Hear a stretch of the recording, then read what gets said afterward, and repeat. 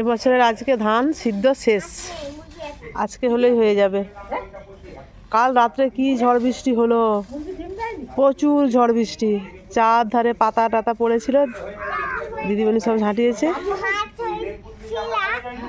আর দিদিমণি নতুন স্টুডেন্ট, এই যে ওই তোর নাম কি? অনিরুদ্ধ। আর টুসি তো এখনো আসেনি, টুসির পক্স হয়েছিল, আজ 15 দিন হয়ে গেছে, কিন্তু এখনো আসেনি। আমরা বলেছি এখনো আর 10 দিন না আসতে। খড় ছিল, খড় সব শেষ ধান সিদ্ধ করতে আর ভাপাতে। কালকে ওই জন্য আমাদের বাড়ি থেকে পাতা ঝাঁটিয়ে নিয়ে আসছে ফুলমণি, এক ডোল পাতা। ওই এক ডোল পাতাতে হবে না আর এক ডোল আছে? ও 4 বস্তা আছে, তবে হয়ে যাবে। আজকে শুধু সিদ্ধ আর নেই। আজ একটু দেরি করে এসছে, কারণ কালকে রাত্রে তো ঝড় বৃষ্টি হয়েছিল, চারধারে ঝাঁট ফাঁট দিয়ে ঘরের কাজ গুছিয়ে এসে ধান বসিয়েছে।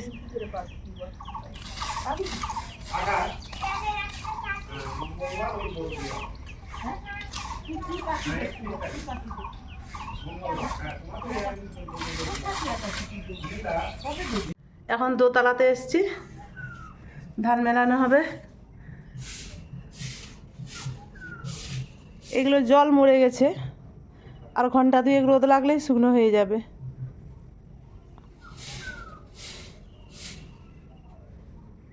নিচে যে ধানগুলো সিদ্ধ হচ্ছে এগুলো নিচে মেলানো হবে, আর এগুলো জল মারা ধান। কালকে ঝড় বৃষ্টির সময় এরকম ত্রিপলকে কীরকম গড়া করেছে দেখুন, ঝড়ে এক জায়গায় পুরো আথাল করে দিয়েছে, পুরো পাতা পড়েছিল। বড়মশাই সকাল সকাল উঠে পুরো ছাদ ঝাঁট দিয়েছে, ঝাঁট দিয়ে পরিষ্কার করেছে। এখনও জল শুকায়নি, ছাদ ভিজা আছে, ছাদটা শুকাইলে তারপরে ধান মেলানো হবে। এ ধানটার বেশি রোদ লাগবে না, ওই ঘন্টা 2-1 রোদ লাগলেই শুকনো হয়ে যাবে।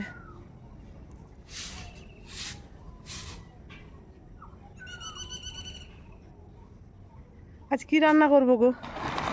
আর জলটা একটু শুকিয়ে যাক না গো, আর আধ ঘন্টা হলে আমার মনে হয় শুকা। ও ত্রিপলটা খুলবে, আচ্ছা দাঁড়াও আমিও ধরে দিচ্ছি।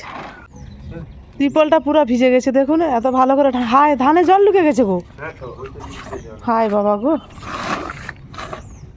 জল মারা ধান। আমি জ্বালানি দিব যাই আর একে ফুলমণিকে পাঠাই, এগুলো ফুলমণি ছাড়া ঠিক করতে পারবে না।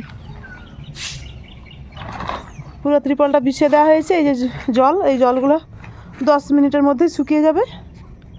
আমি নিজে একটু ধানে যাই জ্বালানি দিই, আর ফুলমণিকে পাঠাবো, সে ধানটা এসে এই জল টলগুলো ঠিক করে দিয়ে মিলিয়ে দিয়ে যাবে। আর আজকে দেখি কী রান্না করা যায়। দুপুরে তো ফুলমণি ভাত খায় রোজ, মুড়ি খাবে 11-10টার দিকে, তারপর দুপুরে ওই 1টা-1.5টায় ভাত খায়। এখনও 2-3 দিন কাজ হবে। ধান ভাপানো সিদ্ধ নেই, কিন্তু যেগুলো জল মারা থাকবে আছে সেইগুলো শুকনো করবে, তারপর ধান ভানানো আছে। কী ঝড় হলো বাপরে বাপ, লন্ডভন্ড করে দিয়েছে চারধার।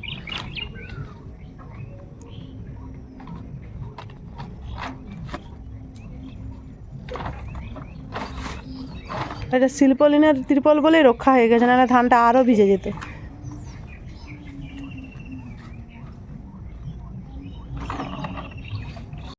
এখন 11টা বাজে, আমি রান্না করতে চলে এসেছি। ওখানে একটু জ্বালানি দিয়েছিলাম, ফুলমণি ধানগুলো মেলে দিয়ে আসলো। বড়মশাই গেছে গ্যাস আনতে, দিদিমণি স্নান করে পুজো করছে, সবাই সবাইয়ের মতো করে কাজ টাজ সেরে এই যে আমি এসেছি রান্না করতে। আমি এই ডিমের ঝোল রান্না করব, সেই জন্য আলু আগে ভেজে নেই, আর অনেক দিন ডিম খাওয়া হয়নি, তাই ভাবলাম আজ একটু ভালো করে ডিম রান্না করি, দুপুরে ভাত দিয়ে খাওয়া হবে। আর আমি সেই যা বাবার বাড়ি থেকে এসেছি, তারপর থেকে যে শরীর খারাপ হয়েছে, এখনো পর্যন্ত ঠিকঠাক সুস্থ হইনি। আলুটা ভাজা হয়ে গেছে, তুলে দিই।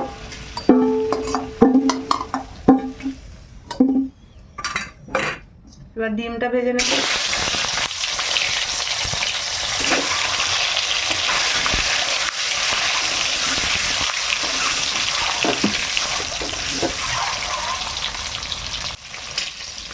ডিমটা ভাজা হয়ে গেছে, তুলে দিচ্ছি।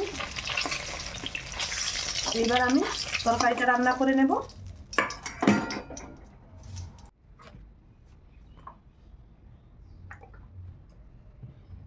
আর একটু তেল দিলাম,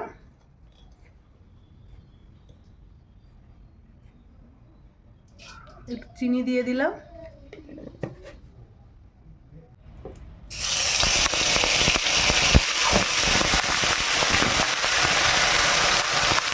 ছোটো এলাচ লং দারুচিনি দিয়ে দিলাম, দিতে ভুলে গেছিলাম।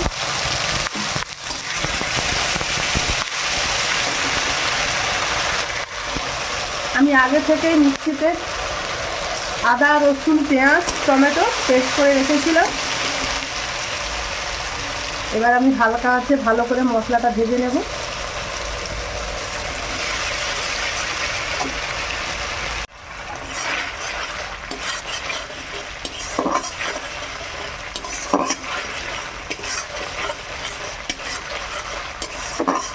মশলাটা খুব ভালোভাবে ভাজা হয়ে গেছে। এইবার আমি হলুদ গুঁড়ো লঙ্কা গুঁড়ো দেব,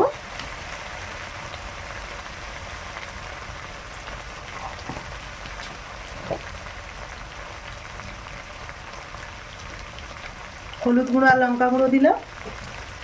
আর কালারের জন্য একটু কাশ্মীরি রেড চিলি দেব।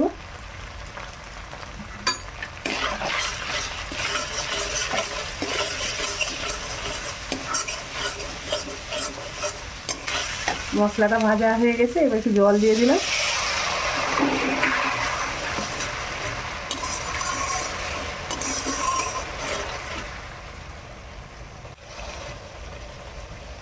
এইবার আমি আলুগুলো দিয়ে দিলাম।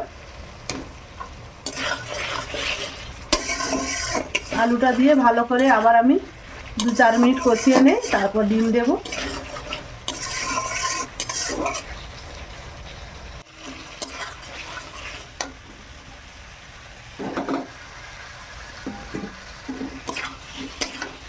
এবার আমি ডিমটা দিয়ে দিলাম। এবার পরিমাণ মতো লবণ দেব, পরিমাণ মতো লবণ দিয়ে দিলাম।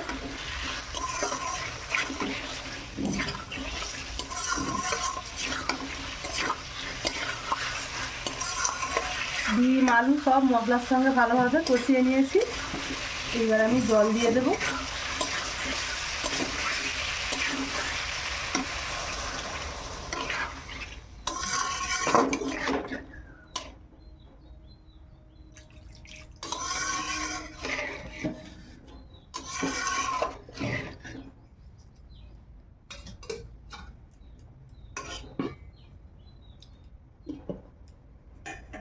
সিম আঁচে হোক, মাখা মাখা হলে নামিয়ে নেব। তরকারি হয়ে গেছে, এবার আমি গ্যাসটা নিভিয়ে দিয়ে নামিয়ে নেব।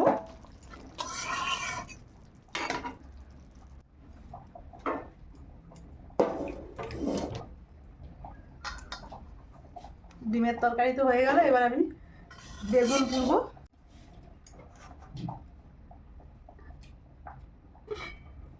এবার ঢাকা দিয়ে দিলাম।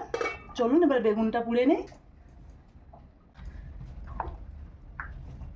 বেগুন দুটো আগে আমি একটু সরষা তেল মাখিয়ে নেই।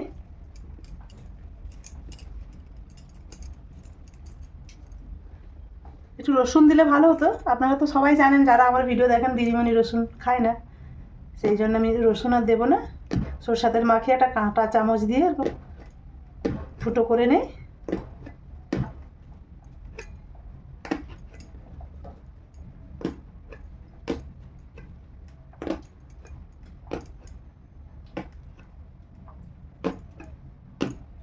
চলুন এবারে বেগুন দুটো পুড়ে নেই।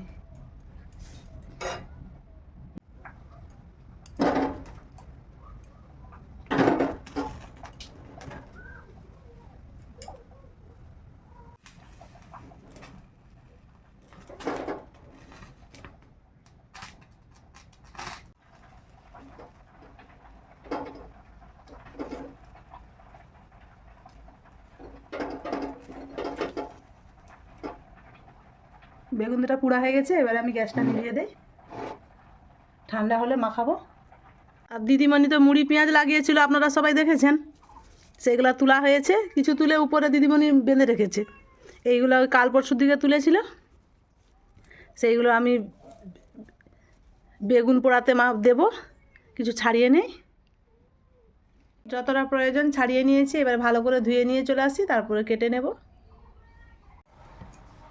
আমি টমেটো আর বেগুন মাখাবো, সেই জন্য আগে লঙ্কা পেঁয়াজটা ভেজে নিই। টমেটো তো আমি কাঁচা পেঁয়াজ দেবো, আর বেগুন পোড়াতে একটু আদা আর পেঁয়াজ ভাজবো আর লঙ্কা ভাজা দেবো। এবার ফুলমণি কাঁচা পেঁয়াজ খেতে চায় না, টমেটোতে ভাজা পেঁয়াজ দিলে ভালো লাগবে না, সেই জন্য একটু কম করে কাঁচা পেঁয়াজ দেবো। খাওয়ার এমন একটা জিনিস, প্রত্যেকের ধরন ধারণ তার আলাদা। বেশ খানিকটা অনেকগুলোই লঙ্কা নিয়েছি, লঙ্কাটা ভাজা হয়ে গেছে।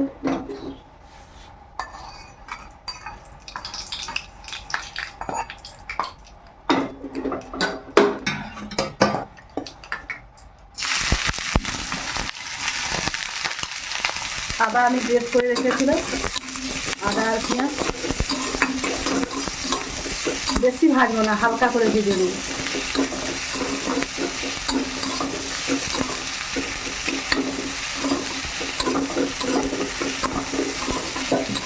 গ্যাসটা নিভিয়ে দিলাম, এরকম থাক, ঠান্ডা হোক।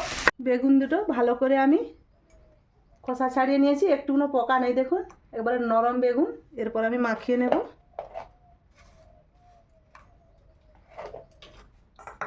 আগে আমি লঙ্কাটা এখনো গরম আছে, আর একটু ঠান্ডা হোক তারপর মাখাবো।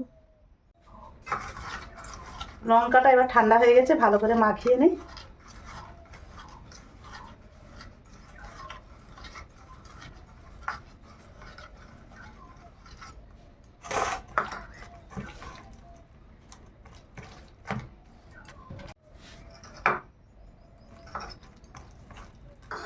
লঙ্কা দিয়ে দিলাম, এবার আমি পেঁয়াজ আর আদাটা যে ভেজে রেখেছিলাম দিয়ে দিলাম। এবার লবণ দেব পরিমাণ মতো।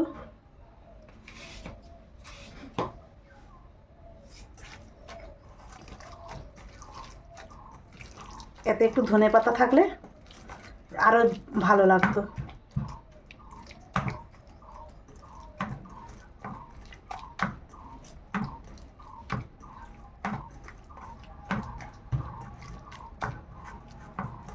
বেগুন মাখানো কমপ্লিট। এইবারে চলুন টমেটোটা মাখিয়ে নেব।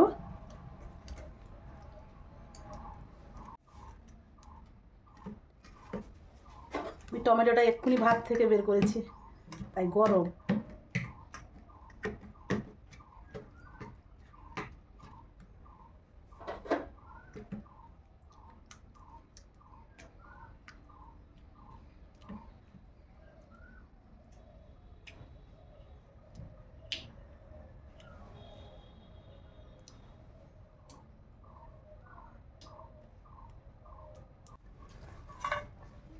কাঁচা পেঁয়াজ দিয়ে দিলাম, লবণ আর ভাজা তেল।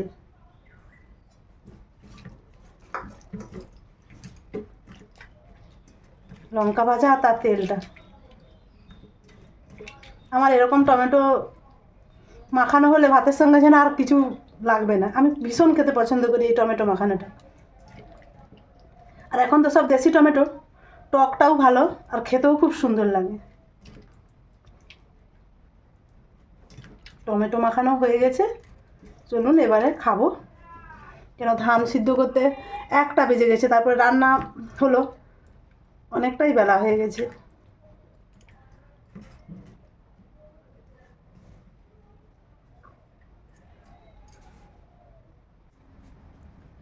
ভাত বেড়ে নিয়েছি, এবার আমি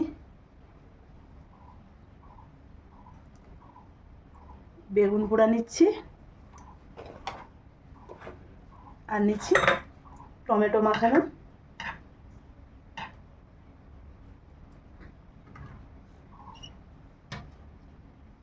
আজকে দুপুরের মেনু। আর একটু আমার লঙ্কা লাগবে, তাই লঙ্কা নিলাম। কেমন হয়েছে অবশ্যই কমেন্টে জানাবেন বন্ধুরা। আর আপনারা দুপুরের খাবার খেয়ে নিন, আর ভালো লাগলে লাইক কমেন্ট শেয়ার করবেন, সাবস্ক্রাইব করবেন। আজকের মতো আসছি, সবাই ভালো থাকুন, সুস্থ থাকুন।